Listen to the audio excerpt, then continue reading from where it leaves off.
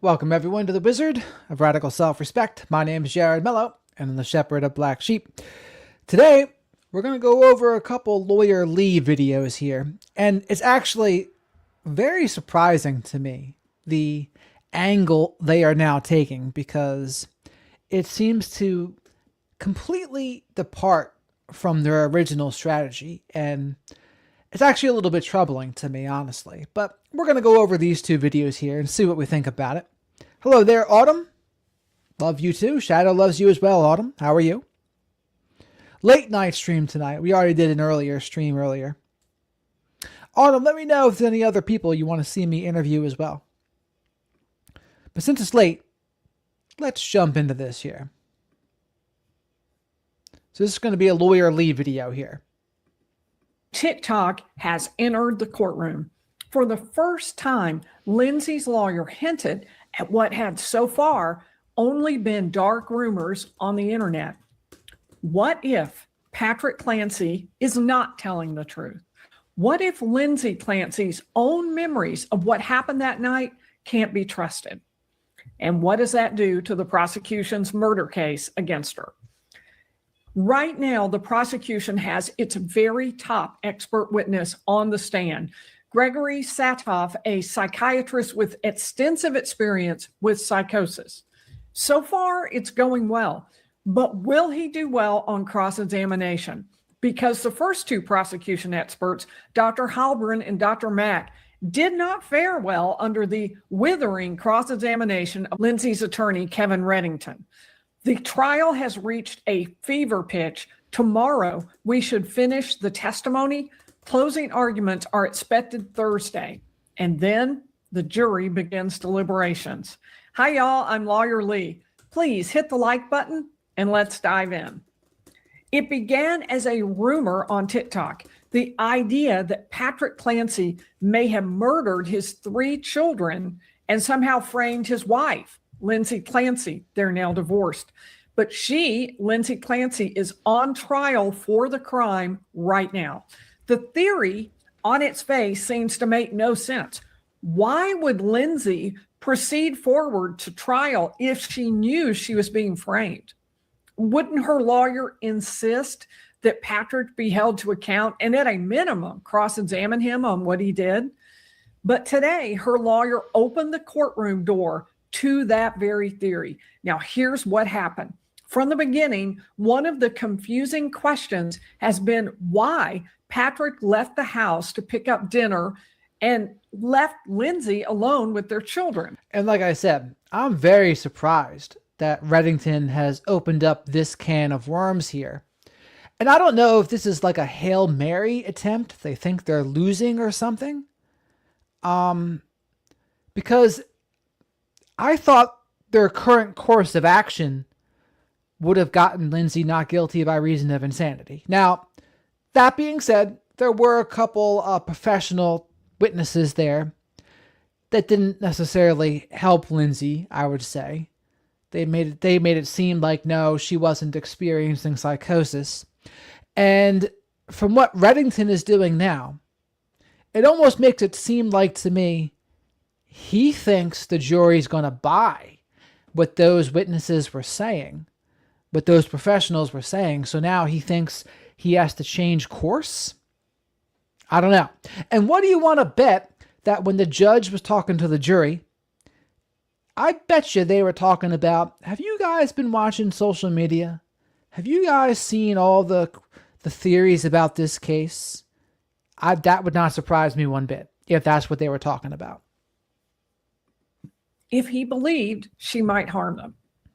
In his testimony, he explained that she, in fact, had told him that she had thoughts of harming their children.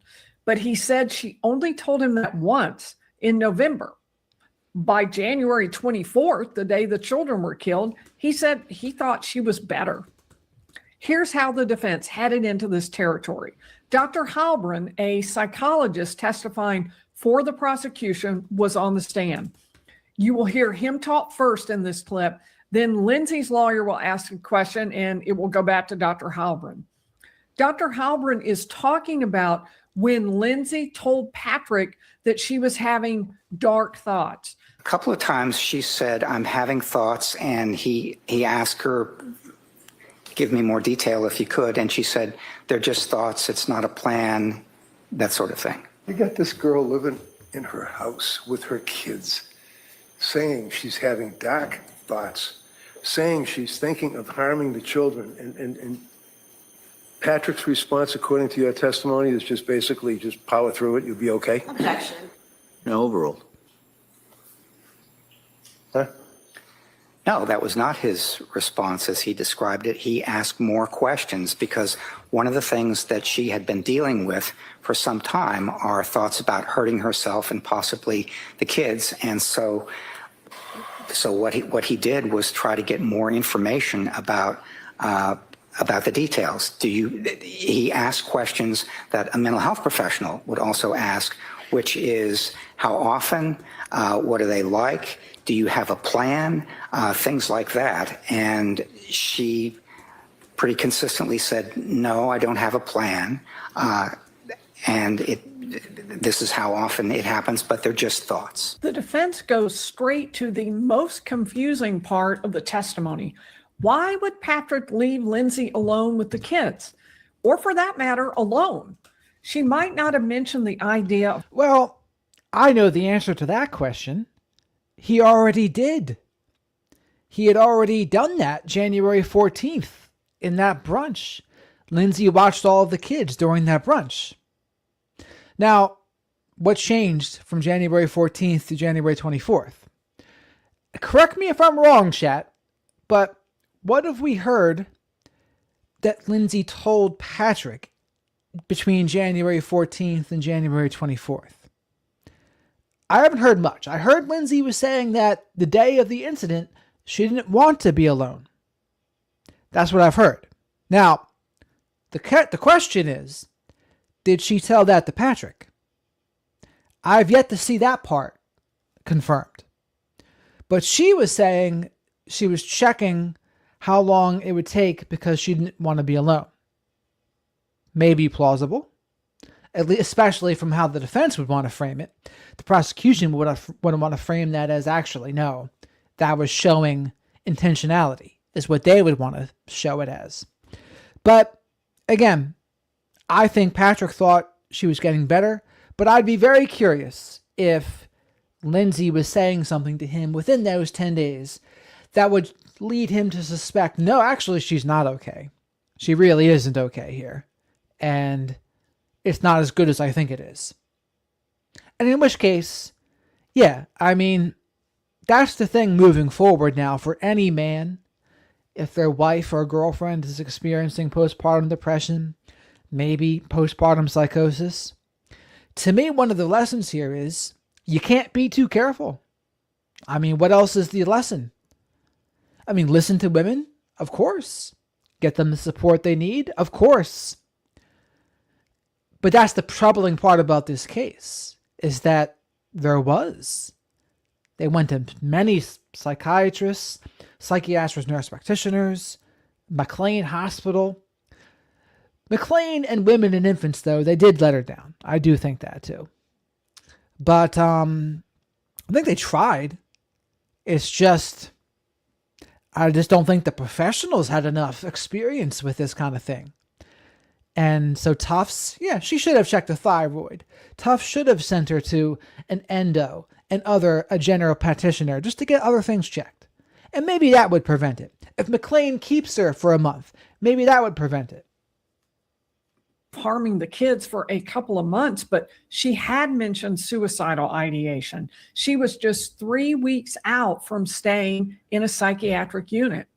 Dr. Halburn defends Patrick, saying that Patrick asked the right questions and tried to do the right things.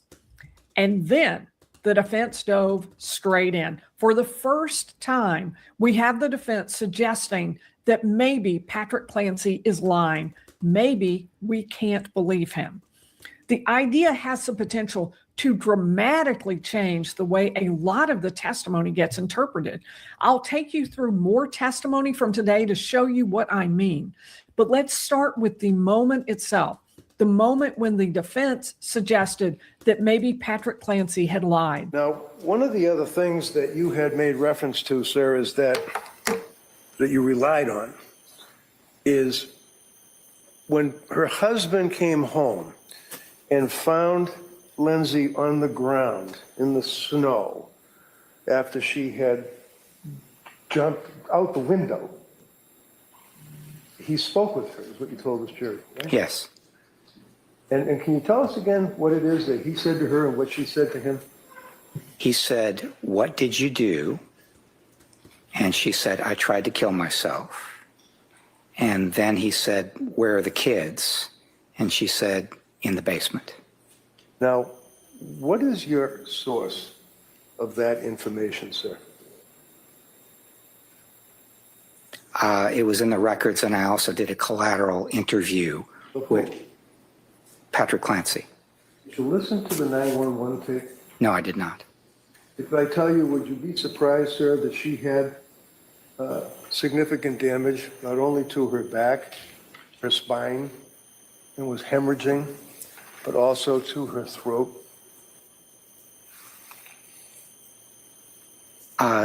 No, I would not be surprised.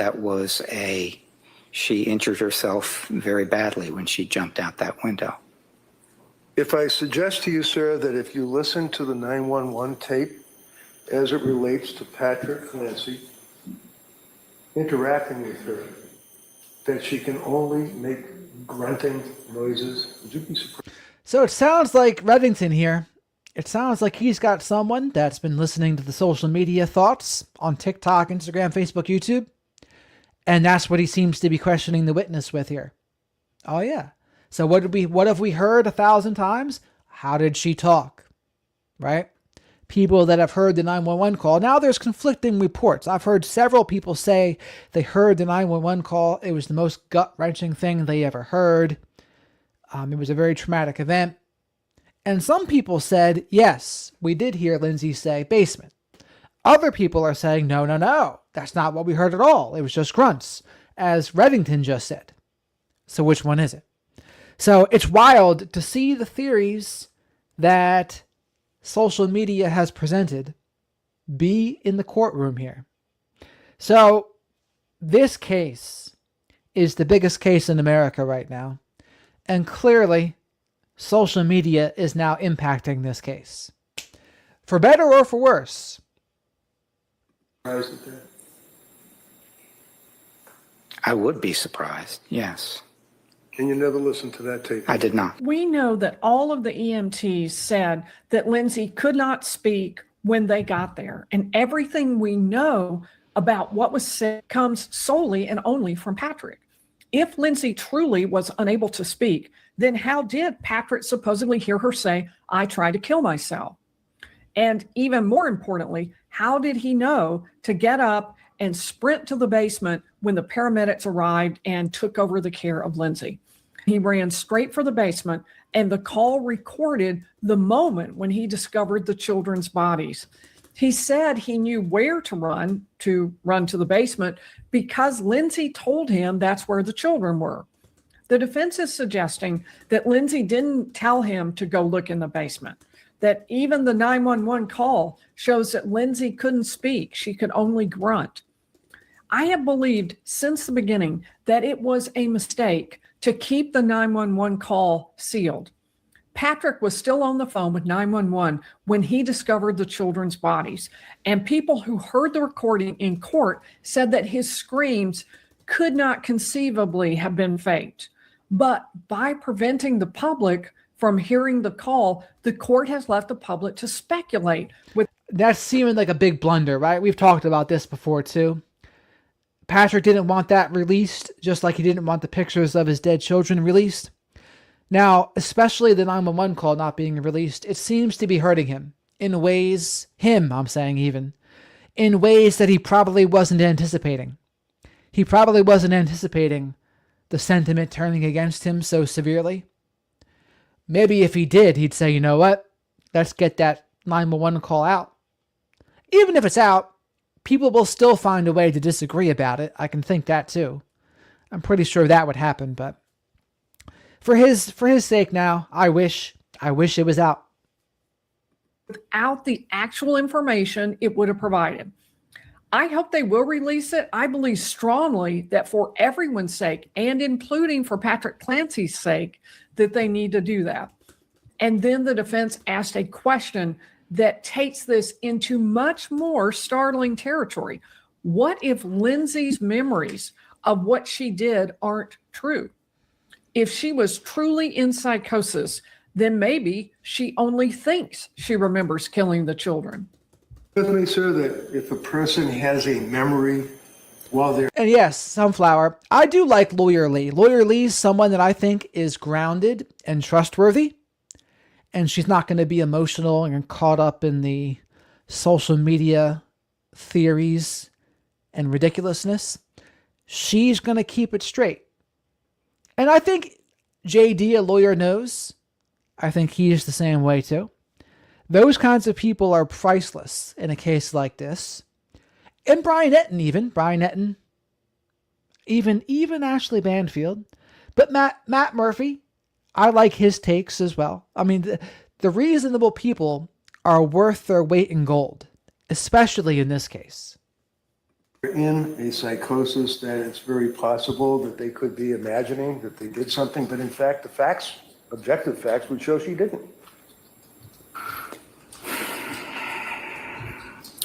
It's possible that being in an actively psychotic condition could affect the way information is processed and therefore could affect the accuracy of their memory. So, for example, she told you that after she slashed her wrists and after she tried to slit her throat, that she used the knife to cut the screen before she threw herself out the window, right? Yes. Was the screen cut? I understand that it was not. Did that give you pause? Again, Mayor, I agree with you. It's very interesting that Reddington is changing course this drastically. Because honestly, I thought just the regular facts were mostly on his side. I thought considering the burden is on the prosecution, that helps the defense. It's up to the prosecution, the Commonwealth, to prove beyond a reasonable doubt Lindsay was not even substantially impaired at all.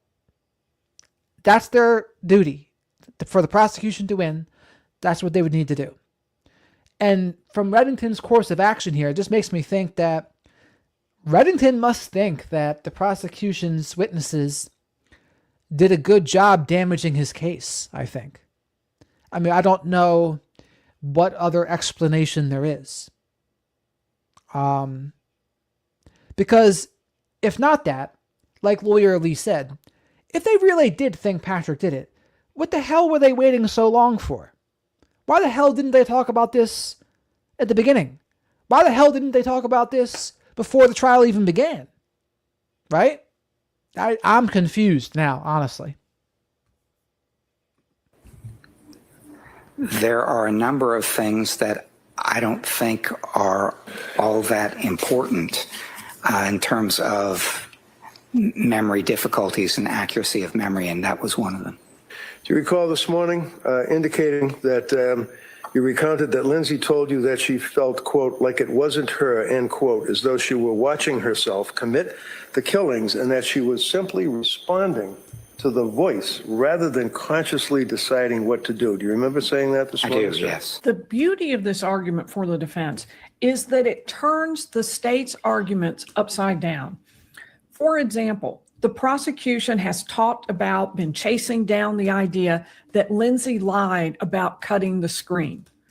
I never fully understood how that was going to help them. Why would Lindsay lie about that? How is that going to help her? Or why does that matter?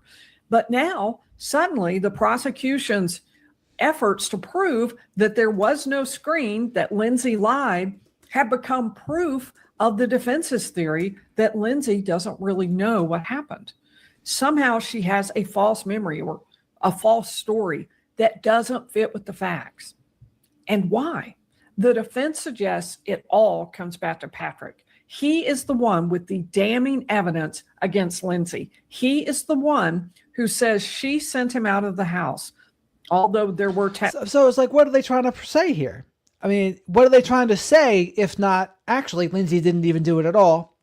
Maybe it is just Patrick that did it. And is there another interpretation here that I'm missing? But isn't that what all of this is implying? That, oh, now one call discrepancy, being able to speak, what they're just saying now, being sent out. What else would it be? Messages too. And he's the one who says what her words were. I want to be very clear here that I am not saying that I agree with the defense theory, but I want you to see how it whiplashes a lot of the arguments. Suddenly, the jury has a brand new way to understand some of the arguments. Lindsay was dismissed from the partial hospitalization program at Women and Infants in Rhode Island. The defense has insisted it is because the program said Lindsay was over-medicated with psych medicines. But how did the Women and Infants program get that idea? Because her symptoms occurred late in postpartum period and are not clearly related to perinatal factors, the patient was advised that the WIH-DHP, which would be the Women and Infants Hospital postpartum program, is not a suitable treatment facility for her. This was discussed with both patient and husband, and both are in agreement with this. Patient's husband feels strongly that patient has been over-medicated and misdiagnosed, correct? Yes. And so it was Patrick who said that she was over-medicated, correct? Well, he was one of the two of them who said that. She also thought that she was over-medicated. So if the Women and Infants program thought that Lindsay was over-medicated, it was because Patrick and Lindsay said so. By now, Lindsay has been interviewed by multiple experts for both sides and by the doctors at Brigham and Women's, where she was treated right after she made an unaliving attempt and became paralyzed. Dr. Gregory Satoff, a psychiatrist who works with the FBI at Quantico, was the prosecution's final expert and is still on the stand. He told the jury there were inconsistencies with Lindsay's story. Lindsay told some experts that she first heard that commanding voice that told her to kill the children and kill herself, that she heard it just after Patrick called her from CVS.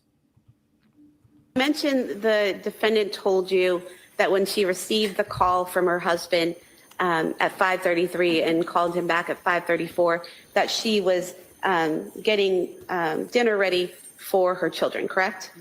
Yes. And did she tell you what she was about to get out of the refrigerator? Yes. She said she was at the refrigerator and that the refrigerator door was open and that she was getting chicken nuggets out of the refrigerator section for her children. Now, in your collateral interview with Patrick Clancy, did you learn from him that when he left the residence, the children were already eating chicken nuggets on the couch? Yes. And did Patrick Clancy tell you that Dawson in particular was eating chicken nuggets and green beans out of a bowl on the couch? Yes, that's what he told me. Patrick called Lindsay after he got to CVS and couldn't find the right medication. We've seen a video of Patrick at CVS, and we know the timestamp of that phone call. Lindsay told the defense experts it was right after that phone call when she heard the voice. And what it said was, you have to kill your kids and then kill yourself. But she told some experts that the voice began before she spoke to Patrick on the phone, not after. There are also other accounts that she made to individuals that were quite a bit different. To Dr. Spinelli, for example, she said that the voice happened at 5:10 or 5:15 p.m. as soon as Patrick Clancy left on his errands, and that the voice. She described the voice to Dr. Spinelli as kind of increasing in intensity, but saying this is your last chance. You have to kill your kids before you kill yourself. But also that it was that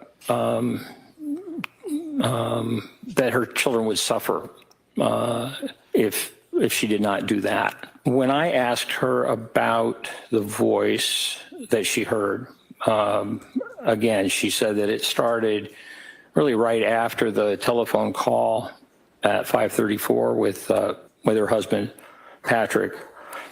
And she said it was a man's voice. It was very clear. It was... Well, up until now, the defense's whole thing was she was experiencing a postpartum depression and postpartum psychosis. Mostly postpartum psychosis. The voice said that. Right? The male voice, January 24th, told her, and she was hearing that voice all day. This is your last chance. You have to kill your kids and then yourself. Now, that was apparently the only day she heard the voice, which, doesn't necessarily help the defense that was the only day. Thoughts are different than a voice. Now, and that's the thing some of the experts were saying, that, psychosis would often be a persistent voice, not just one day. So maybe Reddington's thinking, you know what? That's a good argument that they made with that. So maybe we have to change tack. I don't know. But still, though, I still think I would be very surprised if Lindsay Clancy gets convicted here. And mostly because of all of the effort she put in before and all the ways she tried to help herself. And to me, it does seem like a postpartum psychosis. Now, how do I explain the voice is only on one day? I don't know how I explain that. And again, that doesn't necessarily help the defense, that aspect of it.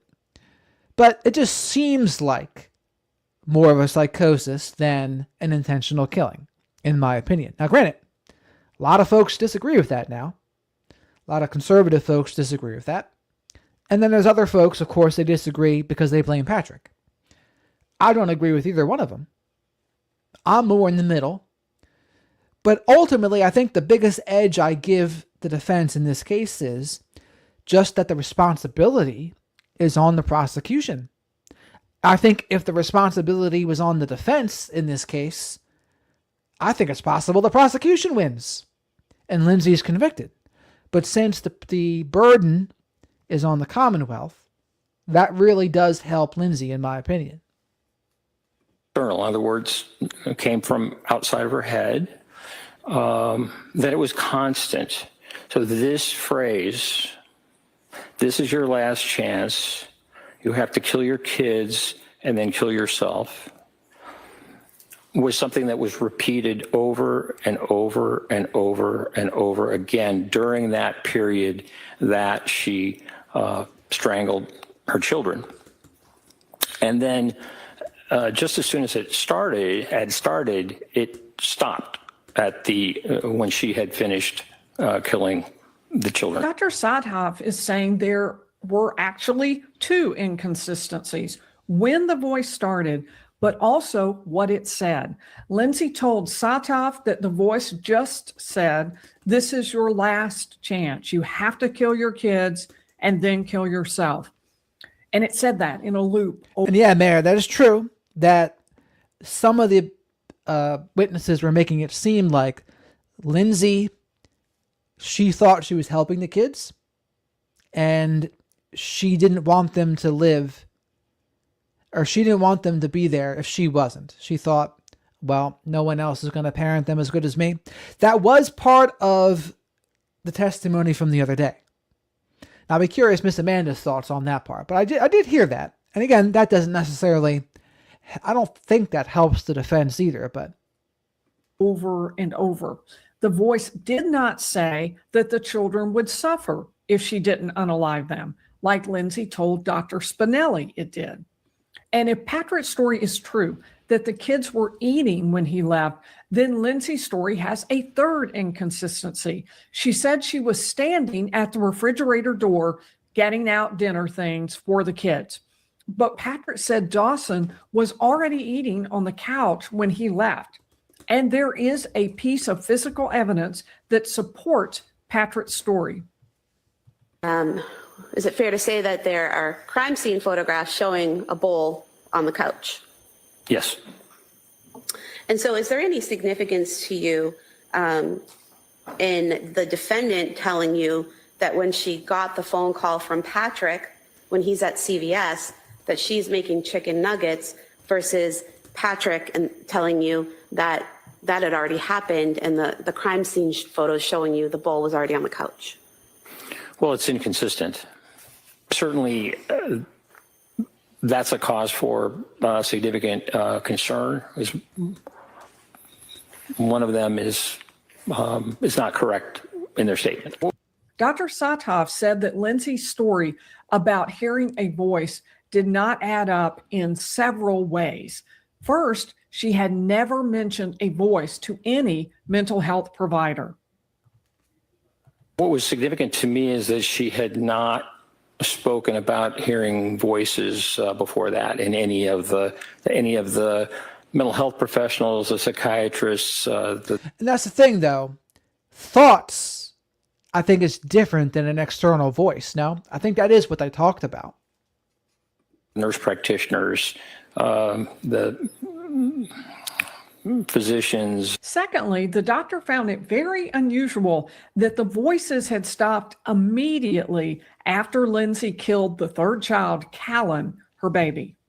Doctor, based on your training and experience in dealing with diagnosing and treating people who have psychosis and what you've learned in all your training and schooling, is it typical for someone in psychosis to hear a voice only one time, never before, never after? No. And again, based on your training and experience, is it typical for someone in psychosis to hear a voice that's constant rather than intermittent? No, that is not typical. And is it typical, based on your training and experience, for someone to hear command hallucinations and then for them to stop abruptly? No. Committing the act is not curative of the voice. I've not ever seen that. It's absolutely not typical. The doctor insisted some of Lindsay's actions did not make logical sense, like the fact that she searched. I think Miss Amanda makes a good point. Like, there's a lot of reasonable doubt here in this case. That's why I think the defense is probably going to win. Now, if the burden was on the defense to prove reasonable doubt in the other way, I think it would go the other way, because there's reasonable doubt that would then be in the prosecution's favor. But right now, that reasonable doubt is in the defense's favor. For directions to the 3V restaurant and only then asked Patrick if he would go there. Patrick told me that they had never gotten takeout from 3B. He named West End Grill and Chestnut Grill as places that were in Duxbury and close by that they liked and that they often got takeout from. They had been to 3V and they liked it. They had gone as a family, but they had never gotten takeout there, takeout from 3D. And so presenting not just the idea of takeout, but how about 3D? And she had already done lots of checking about distance and the like. I thought was inconsistent. He also thought that Lindsay was claiming not to remember details that she really should remember. I asked Ms. Clancy about what she remembered about what she said to Dawson to get him to go down the steps and leave his sister and brother upstairs. And was there resistance, verbalization, et cetera, crying? Now, one thing is, I would like to talk to Lindsay. And again, I get, and even just for my own, just to see what I think. I'm like, hey, Lindsay, let me talk about your relationship with Patrick. Like, what was going on there? And, it wouldn't take me long to figure out what was going on if I'd had an hour. Give me an hour with Lindsay, and I'll tell you. I would tell you. And this is the thing, right? All these theories that are coming out, none of them have talked to Lindsay about what's going on. It's all just little bits and pieces from court, little bits and pieces from online, right? That's not enough, though. That's not enough to make an informed decision. But if I could talk to Lindsay for an hour and ask her about her relationship, I'd be able to tell you at least about that aspect. Now, would that be able to tell me, would I be able to figure out the psychosis part? That would honestly be trickier, honestly. I think that'd be trickier even. But I'd probably be able to figure that out too. But I know I'd be able to figure out if she told me about her relationship with Patrick. Okay, I can at least figure out what's going on here. Like, okay, and maybe she says something to me that makes me think Patrick is a dick. Maybe. I'm not ruling that out. I'm just saying, as of now, I just think so much of it has been fabricated and exaggerated against him right now. But that's, I think, a big thing for people to remember is that we don't know the whole story even. Like we haven't talked to them. Unless you've talked to them, unless you know them, how do you know? Like the gut feelings that people have about people they don't know, I don't know if you can trust the gut feeling about that as much as you could about a gut feeling that you're experiencing in your own life about someone. Because Shadow and I have always been for people trusting themselves and trusting their gut. But this case has kind of made me add an amendment to that. And I was talking about this with a friend of mine yesterday. But the amendment is, well, trust your gut in situations that involve you. But perhaps wait for more information when the situation involves other people you've never spoken to. How about that? How's that for an amendment? The amendment to the Wizards of Radical Self-Respect's Constitution. And she said she could not recall that. Lindsay said she couldn't remember details about killing Cora or Callan either. She couldn't even remember where Callan was when she went to get him before killing him. And I asked her, I said, where was Callan? Upstairs. And she said, well, maybe in a playpen, often, she said she couldn't really remember. But you can see where this argument might flip if the defense goes further into the argument that Lindsay Clancy doesn't remember because Lindsay Clancy is not the one who committed the crime. That is a logical extension of the argument that they have now been talking about, or at least suggesting they may make. Dr. Satov was doubtful that Lindsay could possibly have forgotten how this killing went down. For one thing, he said it had to have been a pretty difficult process. Dr. Resnick described Ms. Clancy as acting as if she were a puppet. But the children are not puppets. And just in looking at... And that's the thing, Miss Amanda and Deb. Considering how many professionals that were involved in this case, it is very frustrating in retrospect to see that none of them were able to intervene successfully. Right? None of them were. None of them were able to figure it out. From Dr. Tufts to psychiatric nurse practitioner Julia Paul, to psychiatric nurse practitioner Rebecca Gelada, to Women and Infants Hospital, to McLean Hospital. None of them. Patrick, Lindsay's mother, no one. No one was able to do it. Not a soul. And it just seems like, and again, we do have hindsight. We have the benefit of hindsight being 2020. This is true. But you know what now? And either way, how this case goes, folks, either way, people are going to be thinking about this now. And I think the lesson for guys and family members is, all right, if, you're the mother of your children starts talking about harming kids, that's the time to take action. And she might not like it. I mean, Lindsay didn't even like it in some extents. She refused to go to McLean before she actually did go. But you have to just not take no for an answer. And you would have to say, you know what? I can't be the next Patrick Clancy. So let's get you away from somewhere for a month or so. At least a month, I think. Or at the least staying with your parents or another friend.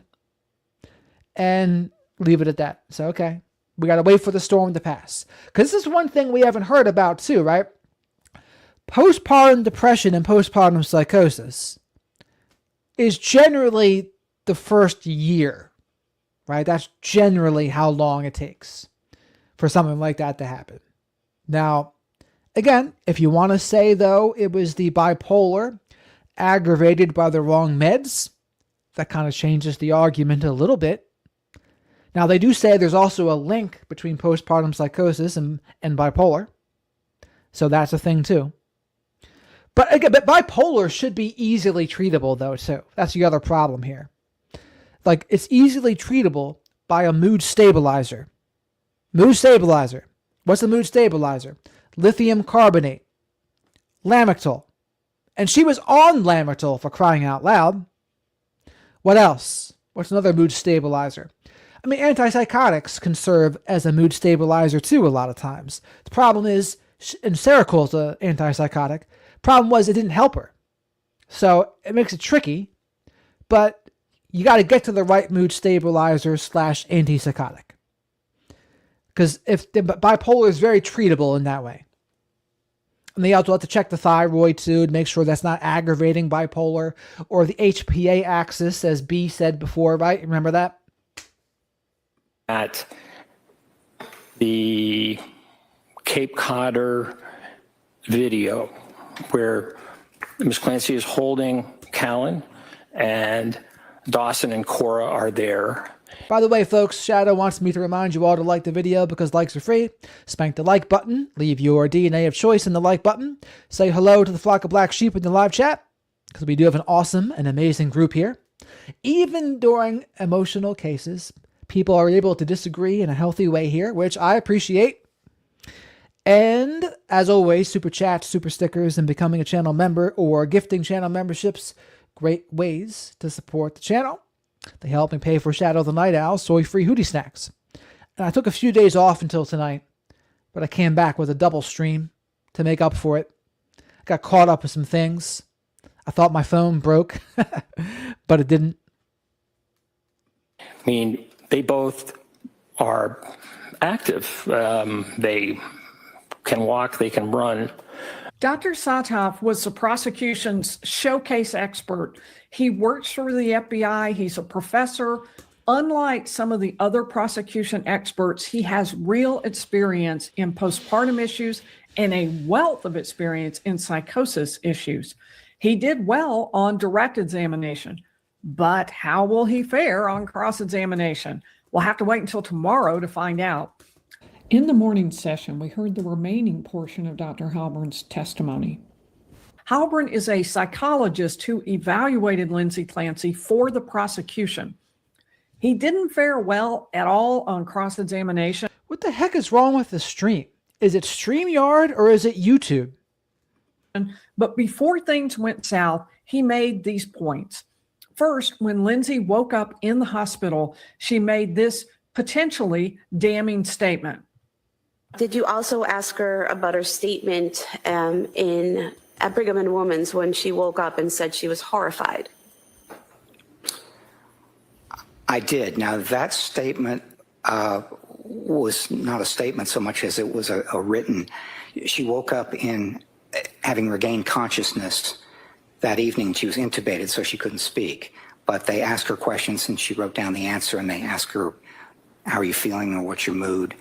And what she said was, what she wrote was horrified. And when you asked her about that on that third day of interviewing, what was her response? She said, I don't remember. So here's the thing. 4% of women that have postpartum psychosis end up killing one of the children within the first year. So if you have postpartum psychosis, it's a 1 in 25 chance that happens. 50 to 80% of women experience postpartum depression to some degree. Writing that, and I don't remember why I would have been horrified. If Lindsay said she was horrified, the prosecution suggests that shows she knew exactly what had happened, and she was aware that what she had done was very, very wrong. Second, Dr. Halbrin agreed that Lindsay has a mental disease or defect, but he said that she is still criminally responsible for what she did. That opinion is that she retained an awareness of the illegality of killing others, including killing her children. Her moral awareness of the wrongfulness of this killing was influenced by her strong desire to die and, if she were dead, not to leave her children behind. Some of this perception was realistic. For example, my children will suffer without me because they would have suffered, I think. And some of it was distorted. For example, nobody else can care for my children. But her awareness of the illegality and moral wrongfulness of such killing is best appraised by understanding these acts as a serious suicide attempt combined with altruistic filicide, killing her children out of love, rather than as a response to command hallucinations. And did you form an opinion to a reasonable degree of psychological certainty as to whether Ms. Clancy was able to conform her conduct to the requirements of the law when she killed her children? Yes. And what is that opinion? That her capacity to conform her conduct to the requirements of the law is, again, best understood by considering the seriousness of her suicide attempt and her strong desire not to leave her children. As I said last night, I don't think that's the strongest position for the government. Trying to straddle the fence, Lindsay Clancy is, on the one hand, noble and a murderer. She's killing out of love. That's a tough position to maintain, and bizarrely, both sides are trying to maintain that position. And I don't want to close without pointing out that we had another weird question about where the witness stayed when he came to town to interview Lindsay Clancy. Dr. Mack and Dr. Halbrin interviewed Lindsay Clancy together. They had not met in person before. According to their testimony, they met up at the hospital for the first of 3 days of interviews. But yesterday, Dr. Mack got some strange questioning about where he stayed, and he seemed really cagey about it. It took him a while to finally say he stayed at a private residence. And Dr. Halbrin also got the same series of strange questions, down to the odd comment about the van by the river. Did you stay somewhere the night before? I did, yes. Yeah, where'd you stay? I don't remember. You don't remember? Were you with Mac that night? No. No? Did you stay in a private house? No. You stay in a hotel? Yes, I did. Wasn't a van down by the river, for sure, right? I don't remember the name of the hotel, but it was a hotel in Tewksbury. No idea on that one. If you know, please put it in the comments. And I really want to hear from you about Patrick. Has the defense been planning this move all along? Does attacking Patrick actually create reasonable doubt? Or is there simply too much evidence pointing back at Lindsay? Let me know what you think in the comments. Tomorrow, we should hear the end of the testimony, then come closing arguments, and then the case will be handed over to the jury. Thanks for watching. Please be sure to hit the like button and subscribe. I will see you tomorrow for day 20. Tonight, we are. So I'm not sure. Not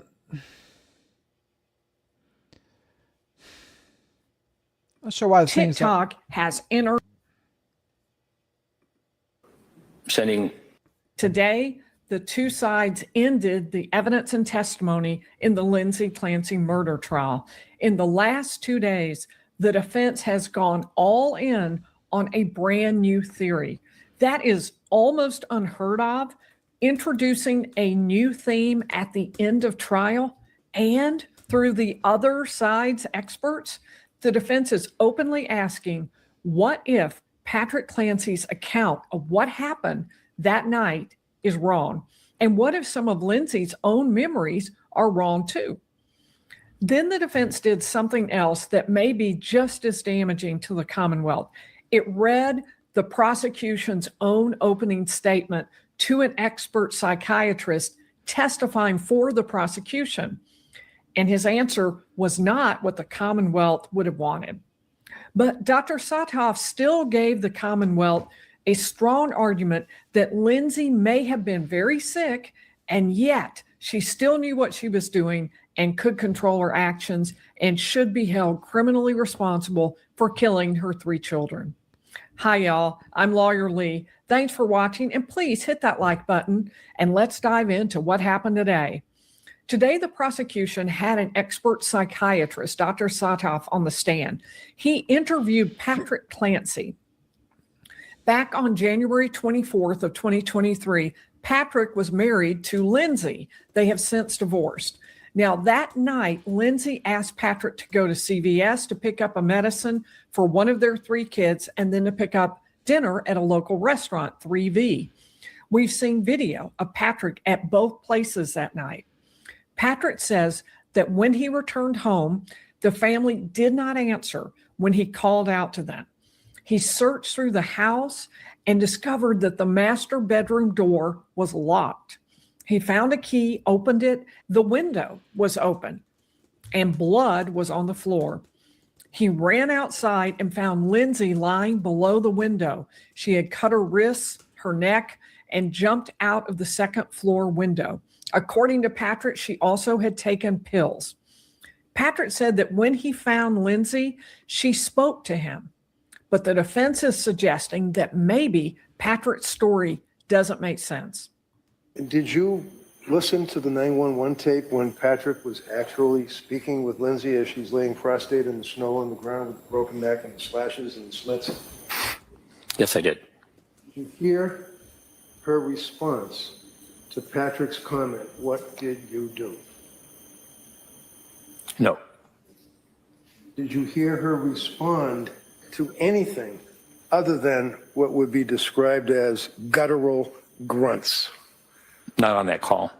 So when this conversation occurred, and this is the conversation that you're talking about, where she said, Everyone, listen to Mayor. How could you say no to that face, right? So listen to Mayor and make sure you hit the like button and subscribe if you're not already. tried to kill myself, kids are in the basement. He then goes into the house, right? Correct. All right. So now we have the EMTs and people are helping her out. You've seen the medical records. You know what the injuries were. You know the damage to her throat. You know the damage to her thyroid, right? Yes. And is it your testimony to a reasonable degree of doctor certainty that a person with those injuries, with the prescription drugs that were crushed up, that she consumed, with a broken neck, would be able to have a conversation? Based on the witness testimony from her husband, yes. Okay. So let's put the witness testimony from Patrick aside for a minute. And you listen to the 911 call. Are you telling this jury that she had a conversation that you could discern what she was saying? Not on the 911 call. No. Would you agree that they were all grunts? Yes, from what I heard. The defense is asking, how could Lindsay have made these statements given her significant throat injuries? No one else heard her speak. It wasn't even picked up on the 911 call. So this is part of the TikTok argument here, right? This is what I've been hearing on social media. How did she talk with a trachea broken or whatever the hell the term is, right?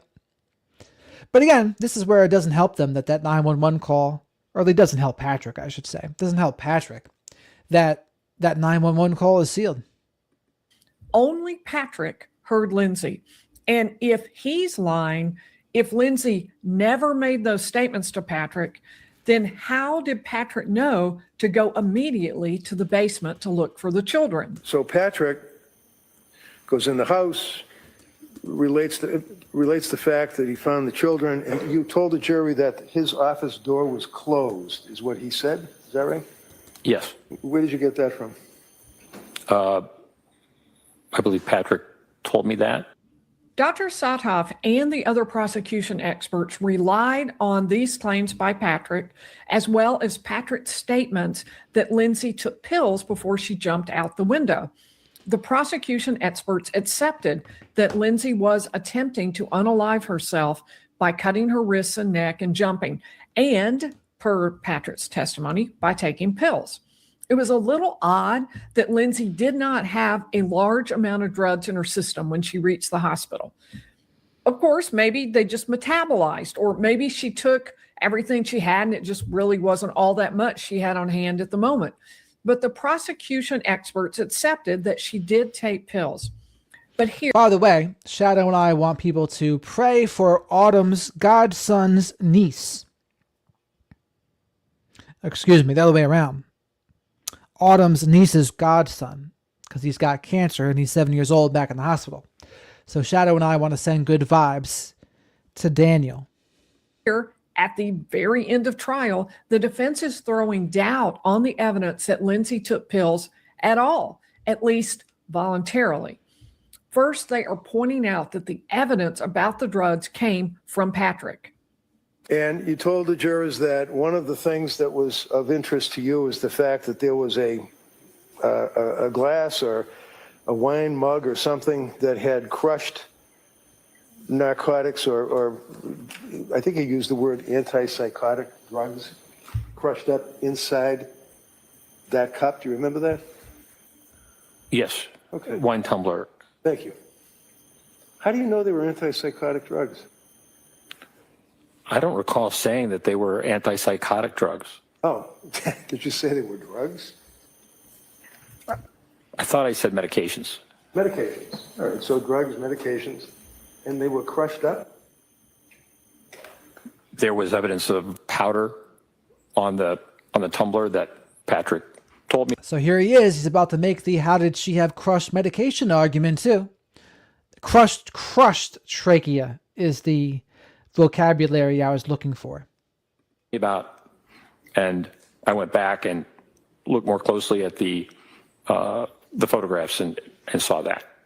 Did you look more closely at the NMS laboratory or the state police crime laboratory or any testing that was done on the powder? Yes. Did they ever test the residue? Not that I'm aware of. So how do we know that that's even drugs or medications or whatever word you want to use?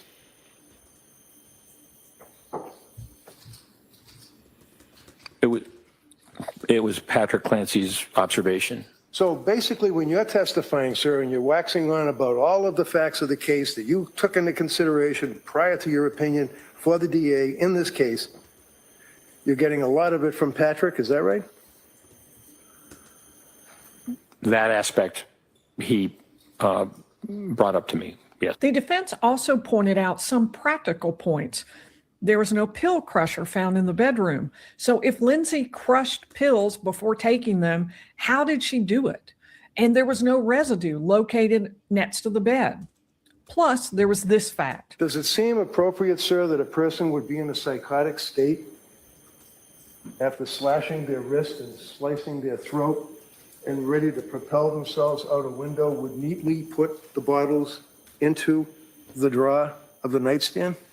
Or would they just scatter them around the bedroom floor, not caring? I'm not aware of the exact sequence of the events in terms. In addition to the issue of the pills, Patrick gave some testimony about what the children were doing when he saw them for the last time. Patrick said that he saw 3-year-old Dawson sitting on the couch eating chicken nuggets and green beans out of a bowl. The bowl was actually on the couch in the scene photos, which supported what Patrick said.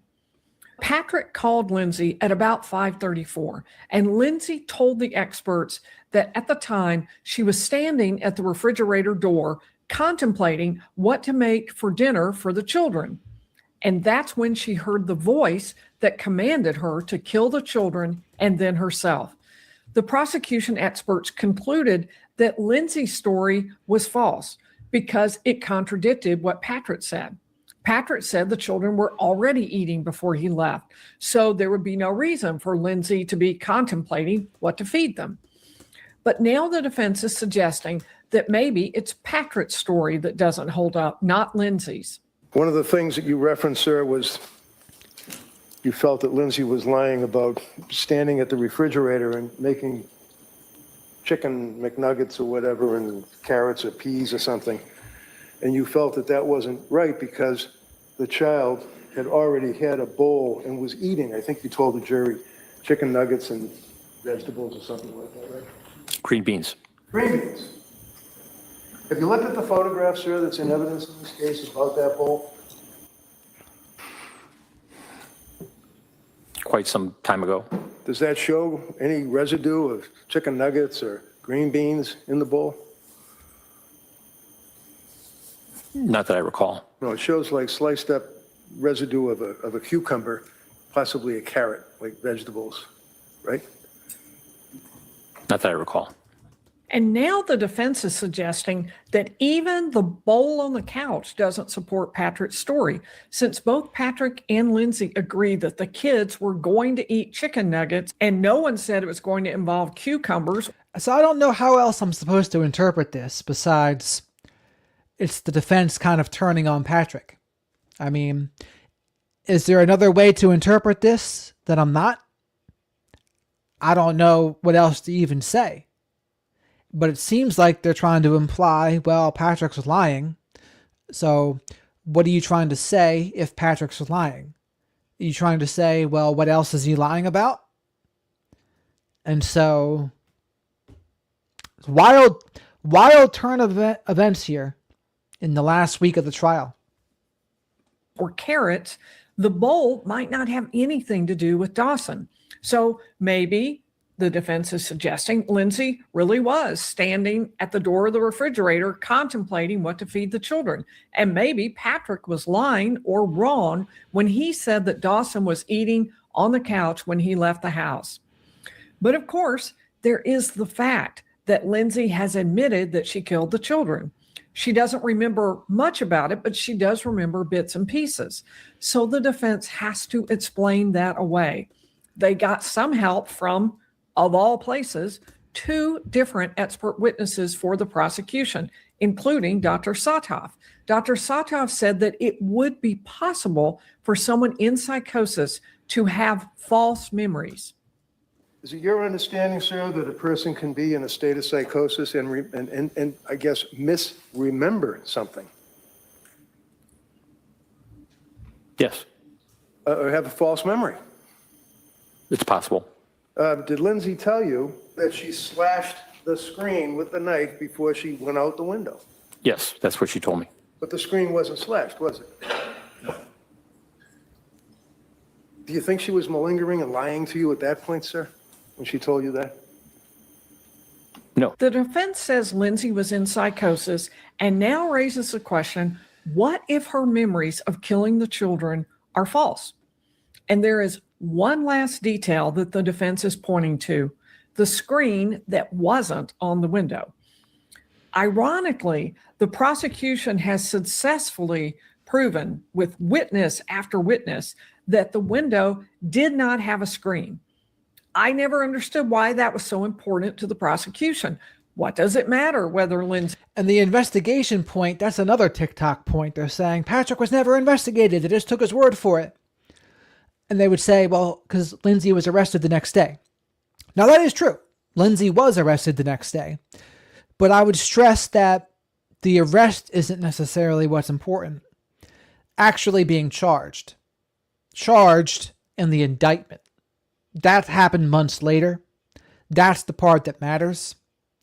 In that time, I don't know. I mean, unless you think the Massachusetts police in Plymouth are just so incompetent it's out of control or crooked, you gotta think they did their due diligence, is what I would think.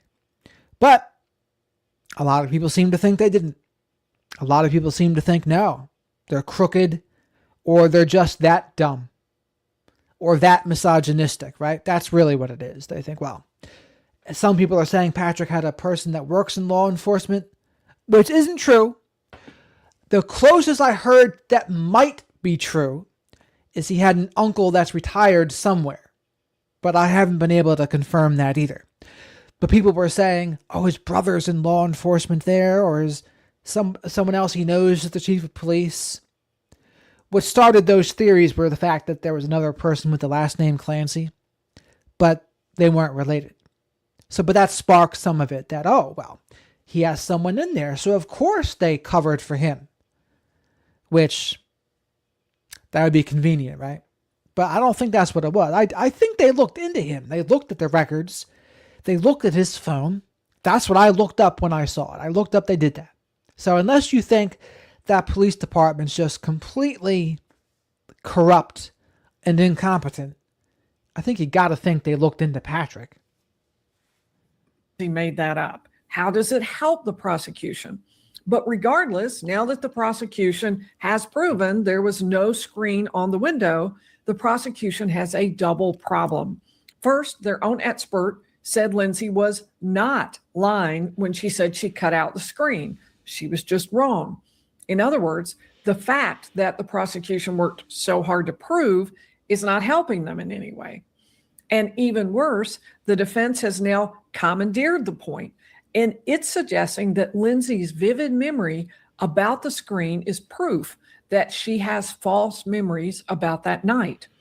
And if Lindsay has false memories, the defense is suggesting then maybe she didn't kill the children at all. The second huge win for the defense today was something you may have missed if you were watching today, but I think it's really important. During opening statements, the prosecution overstated what it could prove. Opening statements are supposed to tell the jury about what will be coming into evidence, but here the Commonwealth oversold its own case. It told the jury about things that ultimately did not come into evidence and that its own experts denied. That is a deadly mistake. When an attorney does that, the other side can bring up what did not get proved and point out that the other side made promises and then broke them. Both sides are fighting for the jury's trust, and in this case, the prosecution undermined itself. So listen to this cross-examination by Lindsay's defense attorney, Kevin Reddington. Would you agree, sir, based on your investigation, police reports, statements of witnesses, grand jury, photographs, videos, interviews of Lindsay, review of witness statements, all of that you told us yesterday that you reviewed, that in fact on January 24th of 2023, Lindsay made a calculated decision. She was a woman who no longer liked the life she thought she wanted. It was getting harder and harder for her to control, and when she saw the opportunity to escape, she made the selfish choice to take it, and to take Cora, Dawson, and Callan first, before attempting to take her own life.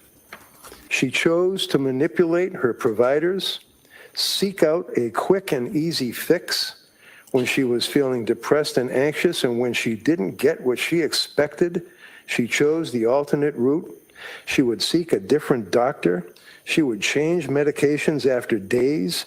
She disengaged from treatment that she didn't like the plan, and after only 4 months in treatment, she made a choice, a deliberate and intentional decision that she did not want to try anymore. And because no one could take care of her kids the way she wanted them to, she had to take them with her too. Would you agree that the evidence, in your opinion, supports that contention, sir? Well, there's a lot in that. Yeah, it is. Do you agree that it would support your contention, sir, or it would not? I think that statement that you read really minimizes what she was going through. Do those words sound familiar? Well, if you listen to opening statement, they just might. That is a quote from what the prosecution said during opening statement. And now the prosecution's own expert witness has said that what the prosecutor said during opening statement minimizes what Lindsay was going through. The prosecution left itself open to this critique by by going too far out on a limb during opening statement and making claims it ultimately couldn't prove. The defense attorney may just let the jury sit with that, hoping they all remember, but frankly, I would not be surprised to hear that come up again in closing arguments tomorrow. But I don't want to give you the impression that all was lost for the prosecution today. Under Massachusetts law, the jury has to find that Lindsay was able to tell that her actions were wrong and to conform her actions to the requirements of the law. Lindsay's experts say that And here's the other part about it. I mean, meds alone could cause psychosis. Now, here's the issue with that, right? So outside of this case, if meds alone could cause psychosis, would you expect that there might be some people that try to use that as a defense where they are? You can't be surprised if that happens. Lindsay went into psychosis and heard a voice that commanded her to kill the children and herself. Dr. Satoff said that even if Lindsay heard a commanding voice, she could still control her conduct. Did the defendant tell you if the voice told her where to kill the children? No. Did the voice tell her how to kill the children? No. Did the voice tell her what to use to kill the children? No. Did the voice tell her in what order to kill the children? No. Did the voice tell her where to try to kill herself? No. And here's the other thing too. I mean, and Lindsay, in comparison to other lower income folks, I mean, she had more resources at her disposal than many. That's the other part that makes this more scary, right? She had all of these psychological professionals, the opportunities to go to these places. Patrick made a good income. Lindsay's mother was there. It's like she had all this. There was a lot of help there.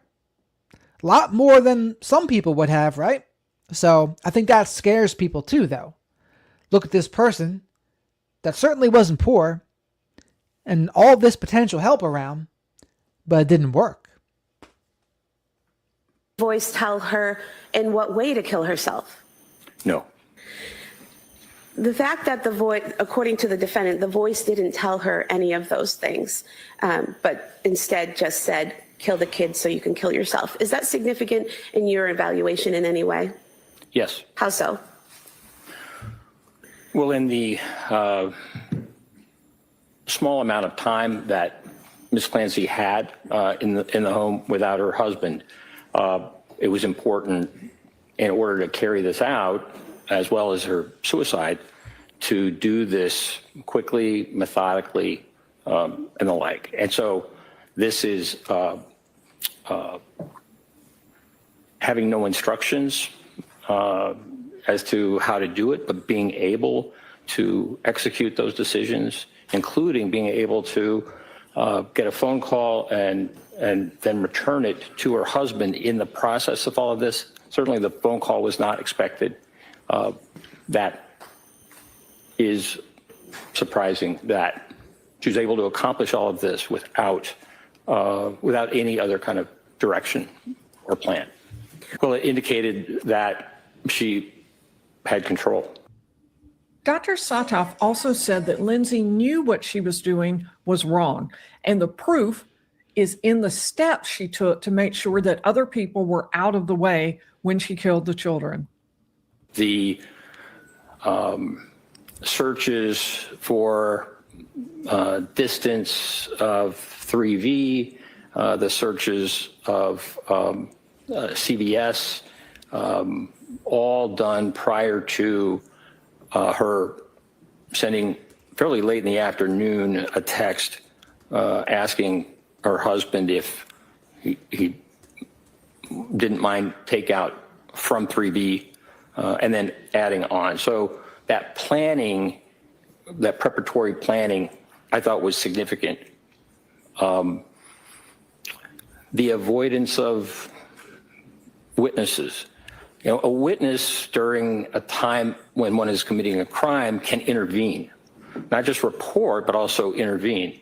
And so the fact that this was done without any witness present during a time where she had asked the potential witness to go on a longer errand, also I thought was significant. Dr. Satoff also felt that Lindsay had gone to pains to conceal what she was doing.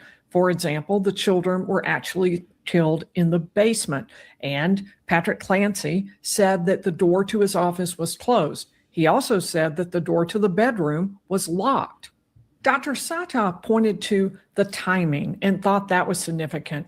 For example, she knew exactly how long it would take her husband to get to the restaurant because she had mapped it out.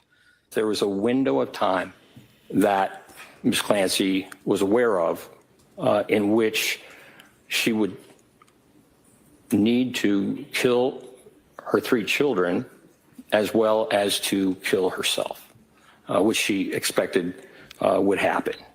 She was conscious of time and told me that she had mapped out the distance, et cetera, because she didn't want her husband to be gone too long. But in this case, I think the issue of time and her husband returning, rather than being a solution for her, was a problem. The phone call at 5:34 in the afternoon, I thought was significant. So Mr. Clancy was at CVS and he called his wife, and she did not pick up, she did not answer, but she called him back and had that ability. And that's the thing, Mayor, right? That if Reddington in his opening statement didn't concede that Lindsay did it, the whole trial would be going differently. Because now the trial isn't about was she not guilty by reason of insanity or not? Was she mentally, her mental capacity? That's what the trial is about now. But if Reddington didn't do that and said, no, she actually didn't do it, then the trial goes completely differently, right? And the prosecution would do things differently if that's what was said in the opening statement. But that wasn't what was said. It was conceded she did. So, again, I don't know if you can consider that an error by the prosecution to go with what Reddington said. Okay, they conceded that Lindsay did it, so we're going to go under that assumption. I don't think you would consider that a mistake, but maybe someone disagrees with me on that. To deviate from what she was doing to be able to respond, and so had the presence of mind to do that, but also to conceal from him what was going on. Locking the door is another example. It kept her husband from being able to enter the bedroom and therefore being able to see what had happened. So delayed that time. On arrival, her husband asked her what happened, and she did not confess. She did not tell him what had happened other than, I tried to kill myself. She also did not report auditory hallucinations, but rather said that the children were in the basement. Based on those facts, Dr. Satoff concluded that Lindsay Clancy should be held criminally responsible for the killings of her children. The final major battle of the day was really over 2 related questions. Was Lindsay Clancy genuinely psychotic? And if she was, how did she get there? The prosecution expert, Dr. Satoff, did not believe Lindsay actually heard the commanding voice that told her to kill the children and herself. On cross-examination, the defense forced him to put that accusation into pretty plain English. One of the things that you told the jury is that you felt that she was malingering, or basically lying. I guess you were telling the jury, in your opinion, that she was making stuff up to make herself look like she's crazy when she killed the children. Is that what you told the jury? I didn't use those words. No, you're a little more finesse than I was. But nevertheless, sir, you're talking about malingering, right?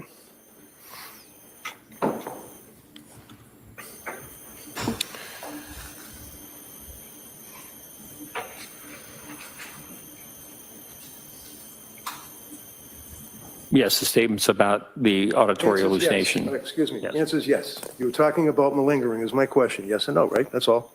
Yes. Okay.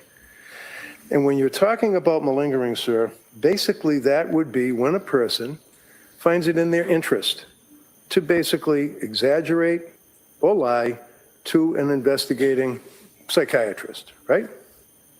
Correct. And that would be because it's in their interest, like I want to pretend that I'm crazy so a jury thinks I'm crazy and I don't have to pay for a crime. That would be in a criminal sense, right? Yes. That is the prosecution expert's position. The commanding voice was not genuine. Lindsay was exaggerating or inventing symptoms after the killings because the symptoms could help her avoid criminal responsibility. The defense, of course, disagrees. It says Lindsay was desperately trying to get help for months. But instead of getting better, she became progressively worse as she moved through the mental health system and through a long series of medication changes. Dr. Satoff did not agree that the care itself was bad. In fact, he defended Dr. Jennifer Tufts, even though Tufts was just beginning her private practice at the time she treated Lindsay Clancy.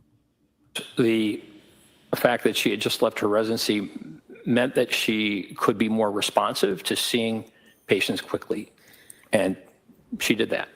I felt that the prescribing was very reasonable. But the defense did get an important concession from Dr. Satoff. Lindsay was doing substantially better earlier in the year, and after she entered treatment, things deteriorated quickly. Was she in rough shape in October of 2022 after dealing with Tufts for about 3 weeks?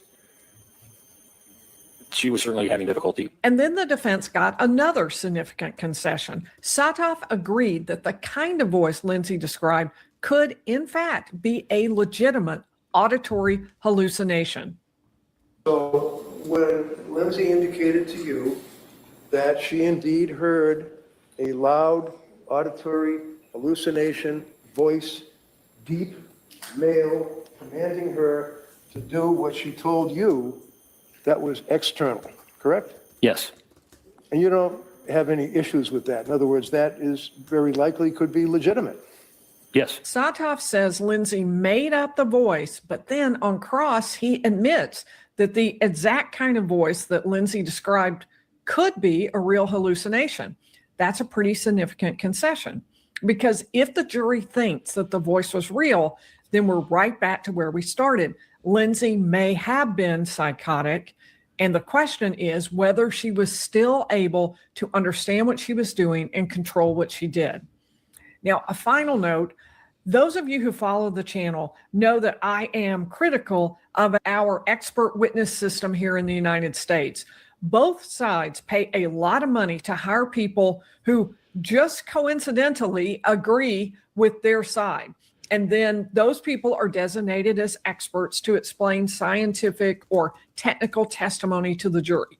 In general, it is very expensive and not all that helpful because the jury just hears a battle of experts. But in this case, the problems are compounded by the fact that Massachusetts law allows the experts to testify to the ultimate issue to be decided by the jury. Is Lindsay Clancy criminally responsible for killing the children? It means that an extraordinary amount of power is being handed over to the experts. And the jury is deciding less what the facts are and more just which set of paid experts do they believe. It was quite a day, especially for the final day of testimony.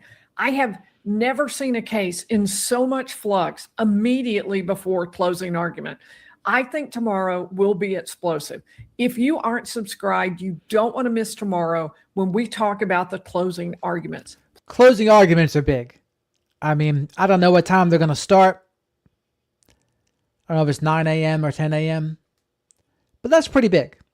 Please hit that like button, subscribe, and I will see you tomorrow. All right. So now there's actually, I want to see some Matt Murphy on Ashley Banfield before we end this here. Yeah, I mean, I took a break from this case because it was just making my brain scrambled. all of the people that were talking about all different things. I mean, people are all over the place. And honestly, this case is making a decent case for some of these cases not being on TV or not being videoed. Honestly, I never would think I would say that, but I don't know. Like, on one hand, I think it's very important to get the information, but on the other hand, there seems to be a large group of people that can't handle it, and they fabricate and lie and distort and exaggerate, and I don't know what you do about that. I always used to be of the thought that free speech is good, and if there's bad speech, the antidote is better speech. But the problem is, what happens when people don't agree with the better speech and they cling to their bad speech? What then? I don't know what you do about that. Free Speech Jared does not know what you do about that. 70s. So Matt Murphy's in this here, clearly.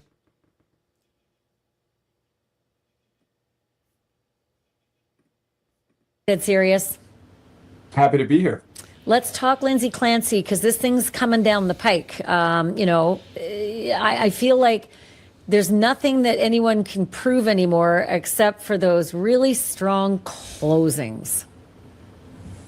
Well, I think we can expect a really strong closing from the defense. The opening statements were he was very, very good, Mr. Reddington. That's a very experienced, talented trial lawyer at work. The prosecutors, however, during their opening, they're really relying pretty heavily on their notes. And on an emotional case like this, you can't match that low tone of the defense lawyer with sort of wonky technical stuff. So, I mean, we'll have to see what happens. But right now, from what I've seen, and I want to be fair to the prosecutors, but they've been apparently so far they've been really outmatched in the art of trial work.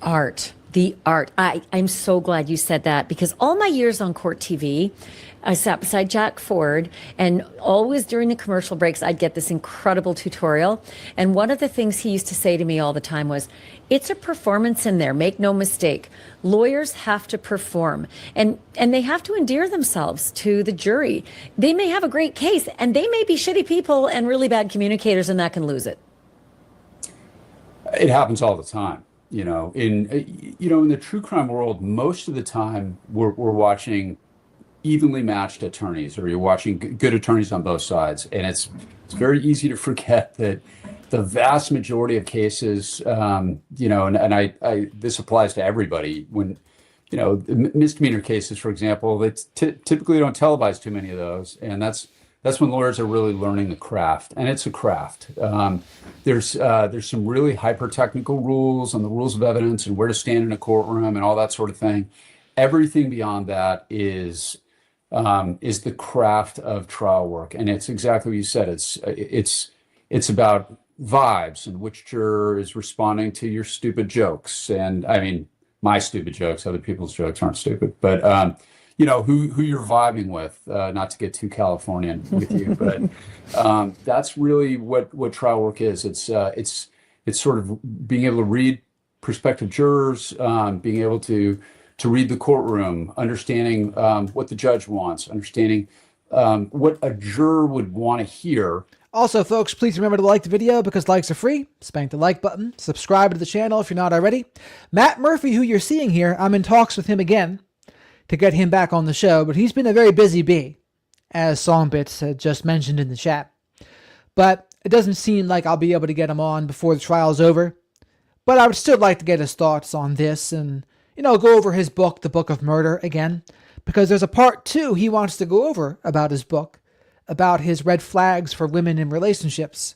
And so I said, yeah, man, I'm all about it. I'm all about it. So I've interviewed him once already. If you haven't seen that, go check it out. It's actually gone semi-viral later since it's been posted, I think because Matt's been doing all of these appearances and all these shows. But I'm also trying to up my interview game because I see other people interview people remotely and they have like other editing. And I'm like, I wonder if my lack of editing is hurting me in some ways, where like I record it and I put my intros and whatever, but you see other people do the differences where they do the full screen thing. I don't like some of the editing though. Sometimes what they do is they speed things up and so there's no pauses. I like the pauses myself, but other parts of it, I don't mind the full screenshots and things like that. I'll be curious what the chat thinks about that. And as always, super chats, super stickers, and becoming a channel member and gifting channel memberships, great ways to support the channel. They help me pay for Shadow the Night Owl here, soy-free Hootie Snacks. He's very hormone and testosterone conscious after all. And let's see what Mr. Murphy, former senior deputy district attorney of Orange County, California, Matt Murphy.